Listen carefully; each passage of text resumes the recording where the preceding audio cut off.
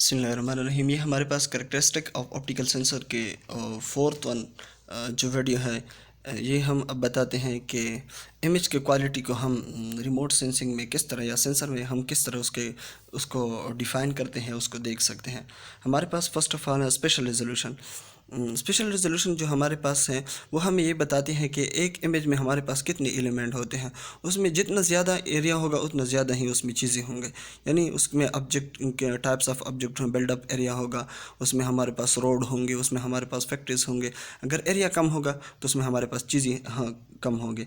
ये उसकी length and breadth पे डिपेंड करता है। हमारे पास लेंथ और ब्रेथ जब ज़्यादा होंगे तो कम होगा। ये मैक्सिमम हमारे पास जो होता है वो ET टू ET होते हैं, यानी एक हॉकी के ग्राउंड के बराबर होते हैं। ये जो आपको देते हैं ये सैटेलाइट और रिजोल्यूशन, यानी हमारे पास स्पेशल रिजोल्यूशन में हमारे पास कितने सैटेलाइट के कौन से इमेज आते हैं। लास्ट वन जो है वो लैंडसेट है इस 80 किलोमीटर पे, यहाँ पे जो लिखा हुआ है देखो देखो ये कहते हैं कि Landsat MSS it is multiplied by approximately the size of hockey field के बराबर होते हैं। देखो इसमें हमारे पास वाटर भी है, लाइन भी है, ग्राउंड भी है, एरिया भी है, लिथोलॉजी भी है, ये सब कुछ इसमें हमें दिखाते हैं। ये रेड कलर के जो है ये हमारे पास उसके वोल्केनिक को भी डिफाइन करते हैं। ये अप्रोक्सीमेटली ये इट लैंडसेट ATM के हैं 30 बाई 30। एरिया कम होगा तो उसके इमेज भी फाइन होंगे। ये बात ज़हन नशीन करें कि हमारे पास स्पेशल रिजोल्यूशन में हमारे पास इतना एरिया जितना कम होगा उतनी चीज़ें कम होंगी लेकिन फ़ाइन होंगे। अगर एरिया ज़्यादा होगा तो चीज़ें कम होंगे लेकिन उस फाइन नहीं होंगे, ब्लर होंगे। ये सबसे कम है तो ये एज़ कम्पेयर टू पीछे वाले जो हैं इससे ये बहुत फ़ाइन है। कोई ये उससे भी कम है, देखो ये इससे भी फ़ाइन है। आगे जाके ये इससे लास्ट वन देखिए, ये उससे भी फ़ाइन है। इस एरिया को उन्होंने और भी कम पॉइंट पे लेके आए हैं। जितने भी आप उसको कम करेंगे, एरिया को कम करेंगे, उतने फ़ाइन होते जाएंगे। इसके बाद हमारे पास स्पेक्ट्रल रिजोल्यूशन। स्पेक्ट्रल रिजोल्यूशन का मेन मतलब ये है कि हमारे पास वो कलर किस तरह होता है, यानी कलर को डिफाइन करते हैं एक एरिया के।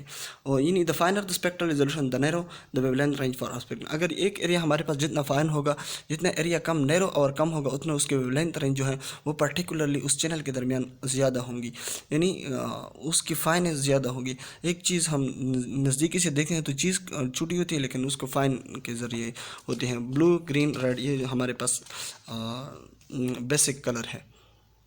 इसके बाद एक इस पिक्चर में देखें हमारे पास एरिया तो इक्वल है लेकिन हमारे पास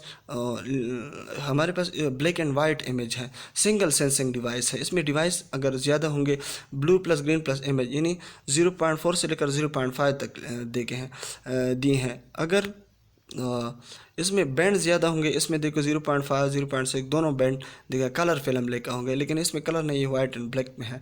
अब अगर हमको इसमें हम कलर को नहीं आइडेंटिफाई कि कौन सा कलर किस चीज़ का है, आगे जाके इसमें बैंड ज़्यादा होंगे, यानी ब्लू के लिए अपना बैंड है, ग्रीन के लिए अपना है, रेड के लिए अपना है। पिछले वाले में सारों को जमा किया है। अब इसमें हमें कलर के हमारे पास थर्मोस जो है, या जो चाय का कप है, या जो फीमेल है, या जो पीछे ग्राउंड है, इन सारों के डिफरेंट टाइप ऑफ कलर हमारे लिए नज़र आते हैं। देखो स्पेक्ट्रल रिस्पॉन्स डिफरेंस, अभी इसमें भी हमें कलर नज़र नहीं आते लेकिन ये हमारे पास बैंड पर डिपेंड करता है।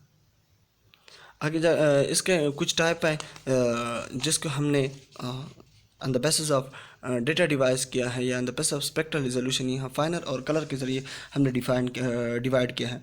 पेनक्रोमेटिक डेटा, पेनक्रोमेटिक डेटा किस चीज़ को, पेनक्रोमेटिक मीन कि जिसमें हमारे पास एक से ज़्यादा कलर होंगे, यानी ब्लू भी हो, ग्रीन भी हो, सारे कलर होंगे, इसका हम पेनक्रोमेटिक डेटा होता है। मल्टी स्पेक्ट्रल डेटा होते हैं जिसमें हमारे पास बैंड होंगे ज़्यादा लेकिन वो 3 से ज़्यादा और 10 से कम होंगे, और वो बैंड जो है वो लार्जर एरिया को डिटेक्ट करते हैं। हाइपर स्पेक्ट्रल डेटा जो होता है वो उसमें हमारे पास बैंड बहुत ज़्यादा होंगे, 100 से अबव होंगे, 1000 तक होंगे, और लेकिन उसका एरिया जो होता है वो बहुत नैरा होगा, जिसकी वजह से वो फाइनर ज़्यादा होगा। आगे इमेज में आप लोगों को देखी जाएंगे। हाइपर स्पेक्ट्रल में देखो एरिया कम है लेकिन उसकी इमेजिंग बहुत साफ़ है। इसमें मल्टी स्पेक्ट्रल जो है उसमें एरिया ज़्यादा है और सिर्फ 3 कलर भी है और बैंड भी कम है, लेकिन क्रोमेटिक में जो है वो बहुत मल्टी कलर है, नज़र नहीं आता कौन सा किस कलर पे है। यानी जितना हमारे पास वेवलेंथ ज़्यादा होगा उतना ही हमारे पास उसकी लाइन जो है वो कलर जो है वो सही होंगी। वेल आइडेंटिफाई होगी। रेडियोमेट्रिक रिजोल्यूशन, रेडियोमेट्रिक जो है ये हमारे पास इमेज के कंटेंट को डिफाइन करते हैं कि इस इमेज में हमारे पास इंफॉर्मेशन कितनी ज़्यादा है। जितनी हमारे पास इमेजिंग सिस्टम जो है उसकी रिजोल्यूशन ज़्यादा होगी तो हमारे पास इतनी ही चीज़ों को ज़्यादा डिस्क्राइब और डिस्क्रिमिनेट करते हैं। ये इसके लिए हमारे पास एनर्जी के डिफरेंस पर डिपेंड करते हैं कि एनर्जी कितनी ज़्यादा होगी। देखो फर्स्ट 4x4 बाइट की एनर्जी है, उसमें कलर को हम एक्चुअली आइडेंटिफाई नहीं करते। फिर 1 बाइट एंड 2 ग्रे शेड है, इससे आगे 4 बाइट और 16 ग्रे है, इससे आगे 8 बाइट एंड 26 ग्रे है। इसमें जो एक्चुअल कलर है वो नंबर है। जितनी हमारे पास नंबर ऑफ शेड्स और brightness level at a given wavelength, आपके पास बाइट ज़्यादा होंगे तो उसकी तरह आप उससे आपको ग्रे यानी शेडोज़ जो होंगे वो कम होंगे। रेडियोमेट्रिक रिजोल्यूशन, रेडियोमेट्रिक रिजोल्यूशन जो है वो इस पे भी डिपेंड करती हैं कि हमारे पास इसके एक्चुअल कलर क्या है। अब इसमें एक्चुअल कलर हमारे बहुत सी चीज़ों के नज़र आती हैं और इसके नहीं, क्योंकि इसके जो बैंड है वो कम है। बैंड ज़्यादा होंगे तो कलर होंगे। पहले वाले में कम है, उसके ब्लैकनेस ज़्यादा है। दूसरी वाले में बैंड ज़्यादा है और कलर भी नज़दीक से हैं तो उसके वेवलेंथ भी स्लाइटली डिफरेंस होंगे और शेडोज़ भी इसमें कम है। पहले वाले में शेडोज़ ज़्यादा है। आगे हमारे पास जो है वो टेम्पोरल रिजोल्यूशन, टेम्पोरल रिजोल्यूशन हमें ये बताती है कि ये सैटेलाइट जो है ये एक्टिव है या पैसिव है, या इसकी रिजोल्यूशन किस तरह है। अगर एक्टिव है तो उसकी अपनी रिजोल्यूशन होंगी क्योंकि वो ओनली सोर्स पे चल सकता है। अगर पैसिव है तो वो अलॉन्ग विद सन रिवॉल्व करेगा। और कितने टाइम पे ये डिपेंड उसकी एनर्जी पे होता है। इस रिजोल्यूशन को या अराउंड इसको या इस साइकिल को या फ्रिक्वेंसी को हम टेम्पोरल रिजोल्यूशन कहते हैं। यहाँ पे एक फिक्रा लिखा है, आप इसको लेके देखिए।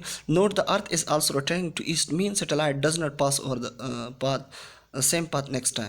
कहते हैं कि हमारे पास जो अर्थ है वो ईस्ट के दरमियान ईस्ट के टुवार्ड रोटेट होता है, जिसकी वजह से सैटेलाइट उसके ऊपर पाथ नहीं हो सकता, यानी उसके ऊपर नहीं गुजर सकते क्योंकि वहाँ पे हमारे पास इक्वेटर ज़्यादा होता है। टेम्पोरल रिजोल्यूशन जो है वो हमारे पास सैटेलाइट की फ्रीक्वेंसी पर है। High frequency will be high temporal resolution, और ये एवरी सैटेलाइट के डिफरेंट टाइप ऑफ फ्रीक्वेंसीज होती हैं और उसके एल्टीट्यूड और सैटेलाइट की एल्टीट्यूड, यानी हाई एल्टीट्यूड होंगी तो हमारे पास सिग्नल कम होंगे, लो एल्टीट्यूड होगी तो सिग्नल ज़्यादा होंगे और पिक्चर भी फाइन होगी। टेम्पोरल रिजोल्यूशन जो है वो हमारे पास इक्वेटर पे होते हैं और एल्टीट्यूड उसका ज़्यादा होता है, जिसके मैंने पहले पिक्चर में बताया। टेम्पोरल रिजोल्यूशन इसको स्टेरियो सैटेलाइट, यानी ये बहुत आला किस्म की डिफ्रेंसिएशन उसमें हो सकती है। टेम्पोरल रिजोल्यूशन हमारे पास लो लेटीट्यूड है जो है, हमारे पास किसी सैटेलाइट का अगर लेटीट्यूड कम होगा तो उसका टेम्पोरल रिजोल्यूशन जो है वो हाई होगा 3 to 4 days। अगर for frequent coverage satellite to satellite transfer to coverage data is not on same scale, वही बात जो पहले मैंने बताई। सैटेलाइट के अब ऑर्बिट पे आते हैं। Geostationary orbit, polar orbit, सनक्रोमेट्रिक ऑर्बिट।